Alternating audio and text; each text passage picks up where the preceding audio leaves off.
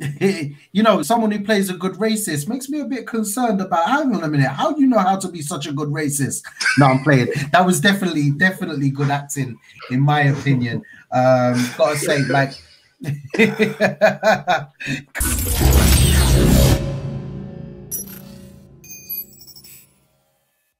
another week, another Chatterbox. Yes, what's going on, people? My name's Dan, and today we've got the full house, man. It's good to see you all, boys. Obviously, starting off with the brother is Sean. Yo, people, what's up? And it's the Harrobro brother, Dano. Hey, man, I'm the grapes man today. Oh, is it? Yeah, run out of sweets or just trying to get healthy? Yeah, I'm going all healthy. All right, cool. 2021 starting now for you, yeah? Yep. What's going on? It's the ladies' love. It's Andre. Yeah, I'm good, man. You all right? What's going on?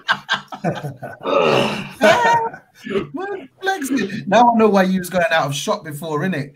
Come on. And we can't forget, it's the main man, it's the dapper, it's the don, it's the brother, it's the G, it's the OG, it's the man with the phrases, it's the man with the bars, it's OG. One. Fight the power. Fight the power. We got to fight the power. Yo, bring it. Bruv, do you know what? Yeah, on a level, that's the vibe I feel right now. Like, because this week, obviously, or today, we're reviewing one of the films in the Small Axe anthology series by Steve McQueen. And I'm not gonna lie, I've jumped ahead already and I've started watching the second one. But the first one is the one that we're reviewing, which is Mangrove. And that gave me some energy, you know. There's some stuff that goes on in there, but I got some energy out of it. And it taught me a bit about history as well. It gave me some of that knowledge that we all need right now. And the Mangrove tells this true story of the Mangrove Nine, who clashed with London police in 1970. And it's the trial that followed that was the first judicial acknowledgement of behavior motivated by racial hatred within the Metropolitan Police. And that's a big moment in the history for Black people in the UK, but also just for the UK in general. Now, before we get into the detail of the Mangrove, I want to hear from you guys. Was it a hit or a miss? It was a perfect hit for me. Yeah, 100%. Definitely a hit. Yeah, it was a hit. I was engrossed from beginning to end. Parents' generation that they experienced in the 60s, resounding hit for me. I was going to make the noise of the klaxon, you know, like, ba, ba, ba, ba. I tried, but I can't do it. But like, yeah, man, it was a hit. It was, oh my days. Just honestly, like, I could not have corrected anything on this film. It was fantastic. And there were a lot of great individual performances, but was there anyone that stood out for you guys? Any of the actors or specifically the characters? So there was 3 characters that stood out for me. One played by Letitia Wright, who played Althea Jones, Sean Parks, who played Frank Cricklow, and especially Malachi Kirby, who played Darcus Howe. Like, he was excellent. There's a bit towards the end, or near the end, where he's making a closing argument in the court, and it's just like his monologue is excellent. Like, I was so engrossed in everything he was saying, and I felt it. And his acting was just top notch. I loved it. Yeah, Letitia was fantastic. The energy that she brought to that character, and definitely the emotion that she brought out in that character. Oh my days! And Malachi, obviously, like the first time I saw Malachi, I think anyway that I can remember was in Black Mirror. And it just stood out as an actor to me, really. And I was so excited when I didn't actually look. You know what I do, guys. I never really look up about any of the films before we watch them. So when I saw his face, I was like, I know that guy. Clocked on, did a little IMDb search afterwards. I was like, yes, that's the guy. Oh, my days. And you know what? Like, I think Darcus is a very interesting character to play because, let's be honest, like, Darcus is a very intelligent guy. And you do not want to mess that up. Like, no one wants to mess that up. And Malachi gets props from me on that. Definitely. I don't know if you guys remember a beautiful moment after I think it was the 2011 London riots, and Darcus was being interviewed on Tottenham High Street the morning after the first night of unrest. And he just spoke truth to power, man. He was on camera talking to BBC News, and he was like, this is because of the government, this is because of you guys in the media, this is because of the police, this is all you guys have created this. You created this, man. And I was like, ooh, I had chills. I remember I was sitting there like, ooh, darkest, man. God rest that soul. Honestly, I hope he is resting in beautiful bliss, because just what a guy. Anyway, another thing in that movie was the music. Throughout the film, there were different bits of music, and also the culture that came up. And I want to know if it enhanced your experience of what was going on, and if it captured the time in which it was set, because there was so much to it that really brought my mind to think about the environment people were living in. And I wanted to know about your experience watching that. For me, it definitely enhanced the experience. You know, hearing reggae always takes me back. I always find it a relaxing kind of music, and it's also very feel good. You know, and on the screen, I suppose it almost makes you feel like you're there with them, living in that moment. I also thought calypso. Everyone knows calypso is a fun kind of music. It just makes you want to get up and dance. Overall, I think the music, they definitely held it down, and that, for me, that was just expected. I expected to love the music when I came into watching this. So definitely, yeah, thumbs up for that. Yeah, definitely enhanced it for me. Listening to the music was great. There was a scene where they were dancing on the street, and the vibe, the characters, like, it was excellent. Like, and I was dancing with them. I wanted to be there. Like, and I just loved it. And yeah, all throughout the movie, it enhanced it. I literally just I was watching Lovers Rock before we came on here, and yeah, they really know how to use music in these films. So thumbs up.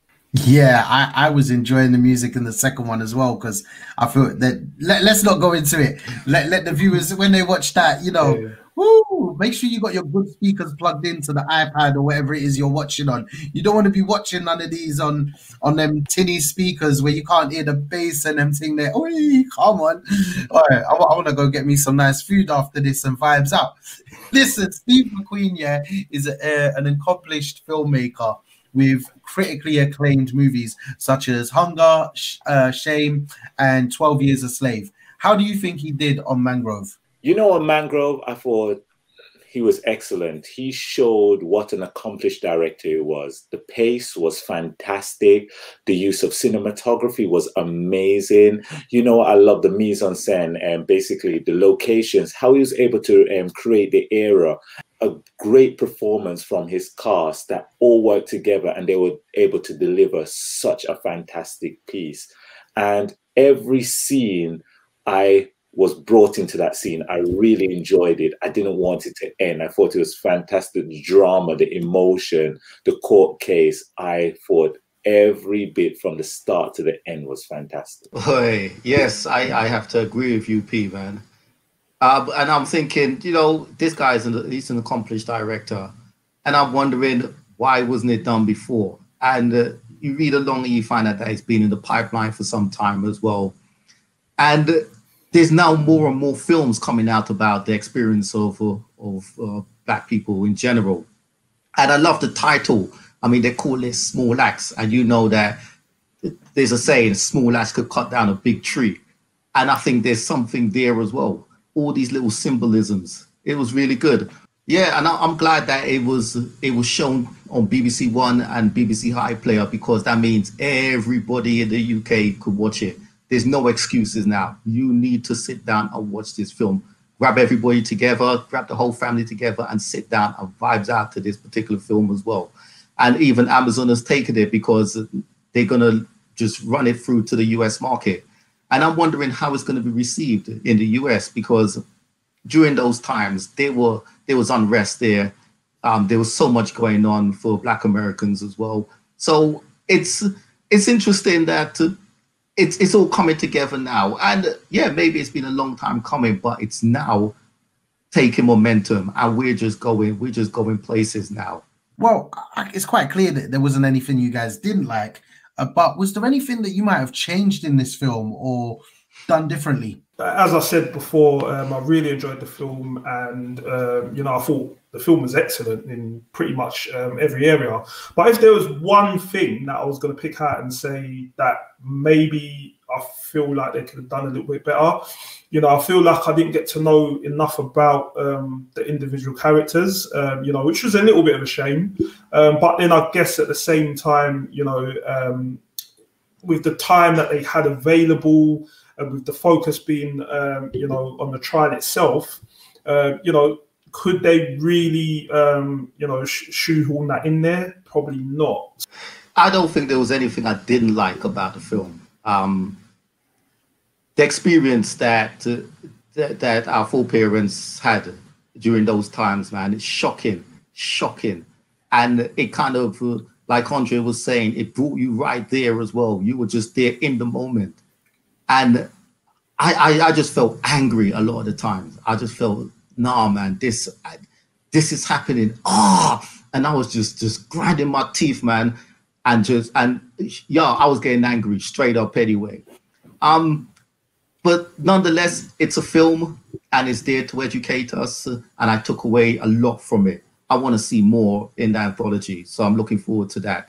In relation to what would I have changed, the Mangrove, it was also frequented by people like Bob Marley, Nina Simone, Jimi Hendrix, you know, even Norman Beaton from Desmond, you know, and they should have showed a bit of that, because yes, they had music there, but it was all, they had big people, top people go into the Mangrove, and they needed to show a bit of that. Yes, there were a lot of activists going there as well. There was a little drinking and dancing and stuff, gambling.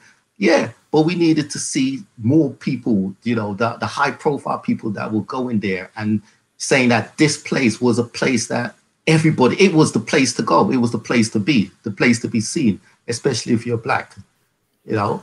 So, and I also wanted to see a little bit more, maybe newspaper clippings from what actually did happen, or even archive footage of some of the things that did actually take place. And that would have been hard hitting, just reinforcing it that, look, this is what they've experienced all this time ago. And you know what, to this day, some of us are still experiencing it. I don't know if you felt the same like I did. I really wanted to know what happened with the police officer at the end. Somehow I just felt his story. I wanted to know what became of him. I'd love to them to show what actually happens to our oppressors sometimes, and show that, you know what, even though we might have come out and won that little victory, sometimes our oppressors are still around and they still just keep coming back and back and back. Yeah. I would have loved to see explore that a little bit more. That is the only thing I think they could have. Yeah. Agreed. I'd just like to shout out the actor, because he made me angry, man. He was so good in that role, because he was just so on it, and I was like, just punch this mother. You know, I was like, really good actor. Yeah, Sam Sproul's been in a lot of stuff. I think definitely check it out. Like, one thing I'd say though, like on that conversation is, you know, someone who plays a good racist makes me a bit concerned about, hang on a minute, how do you know how to be such a good racist? No, I'm playing. That was definitely good acting, in my opinion. Gotta say, like, come on, it's one of them, innit? Like, one thing I thought as well though is that in every character, you felt like they had done their research. They hadn't just acted the role well. They had looked up like the emotion and the background and the history. They'd definitely done their research. How do you guys think the two films compare? The Mangrove 9 and the Chicago 7? Mangrove was superior for me to the Trial of Chicago 7. That movie, the Trial of the Chicago 7, the tone was all over the place for me, personally. Like, I enjoyed lots of moments in it, but just the tone was weird. And Mangrove had a nice tone to it, which it stuck to. The actors were great, the writing was great, and it had a better ending for me. I really enjoyed the ending of Mangrove compared to the Trial of Chicago 7. So it was superior for me. Actually, I do agree with you. There are differences. I think the similarities that I saw was obviously the I suppose the fact that it's around a court case, around it's people getting trialed for things that they haven't really done or haven't done at all, and there's the similarities that I saw. But definitely for me, The Mangrove was a better film out of the two, if we want to look at it in that way. Now, as I mentioned, the trial of the Chicago 7 came out this year, and there's been a lot going on this year, and not just in the film world around Black justice, but also actually in the real world. And do you think things have improved since the trial of the Mangrove 9 in terms of how Black people are treated by the police? Yes, I believe there's been some improvement over the years, but we still don't know that institutionalized racism still exists. In relation to the court case, or court now in general, you only tried by your peers as well, and there's usually mixed people, mixed jurors. Judges can't behave in the manner that the judge behaved in the court in Mangrove, and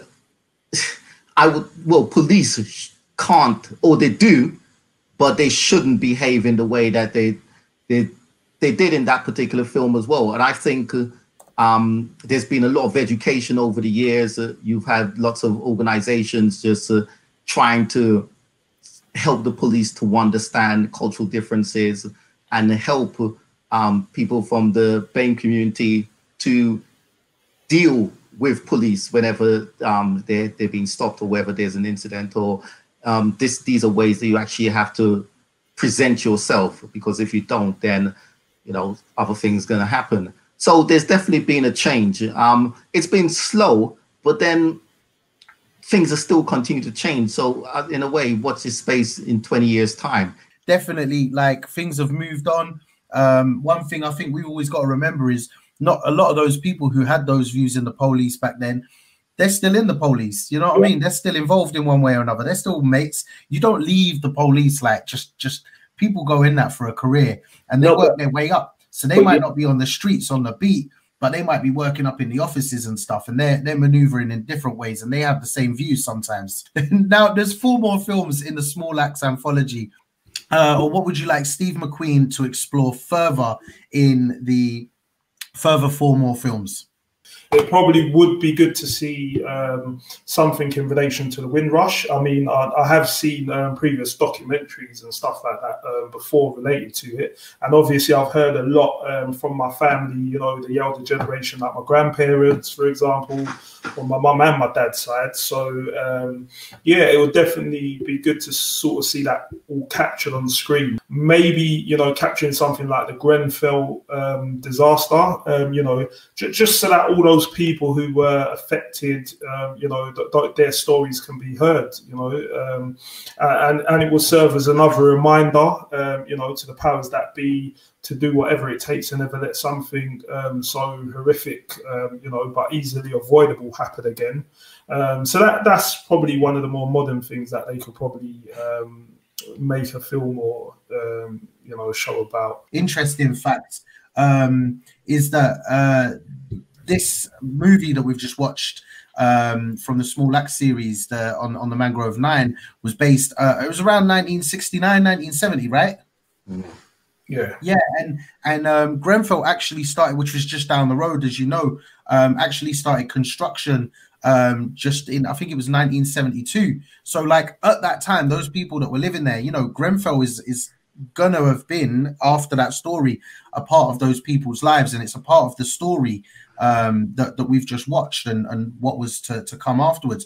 People who moved into that Grenfell Tower thought they were getting new opportunities, new housing. Back then, the high rises were going up all over the place. And there's a continuation of that story into the story of Grenfell as well. So like really hard hitting point there, I'd say on that. And the types of communities that were built and the types of communities that continue to flourish in that area around Southwest London.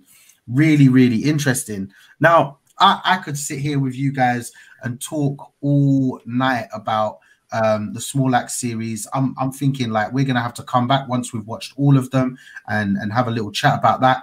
Excited to see John Boyega taking part in this as well. But I suppose the second most important question of the night, something that came up with me and a few friends, and you've all got a one-word answer. Is it plantain or plantain? It's got to be planting, man. It's plantain. What are you saying? No, come on, no. Let's argue again, man. Argue now. Come on, man. It's got to be planting. You're not telling me you're calling it plantain, you know. If I say planting, then we say planting what? We ain't got no bushes in the back there. We ain't got nothing to plant. You know what I mean? Plantain. Come on, man. That's like. I'm bugging, man. No. It's planting, isn't it? Fast to fight planting, man. But the most important question of the night, guys, as always, what rating would you give it? I'm gonna give it 5. 5, baby. 5 stars, highly recommended. Yo, I gotta go with everybody else, man. 5. I got 5 on it. Anyway, this one, 5 stars. All 5 of us have given it 5 stars. That is one of the top rated films that we've reviewed on this channel. We really hope you guys enjoy watching it, and we hope that you've got a lot to say as well. So make sure you hit us up in the comments. Let us know what you thought. Let us know what bits you enjoyed. And if you didn't like it, get the out of my comments, man. No, I'm joking. Tell us what you didn't like about it, and maybe we can have a debate. Maybe we'll get you on the show one day if you got some bars, you get me? Also, while you're down there, there's a red box. It says subscribe. Next to it, there's a bell. Make sure you hit that box and hit the bell so that you can see our videos and get a notification as soon as they go live. Also, like I mentioned before, Andre's got us on the socials, so make sure you let us know what you're watching and what you think we should be watching there as well. My name's Dan. We got the brother Sean. Peace. Don't know it's the Harrow brother P. It's the ladies' love. It's Andre. And it's the OG Des. Yes. Can't wait for the barbers to reopen. Listen, guys, it's been amazing. I've really enjoyed it this week. Can't wait to watch the rest of the Small Axe series of movies. Peace, love, and we'll see you next week.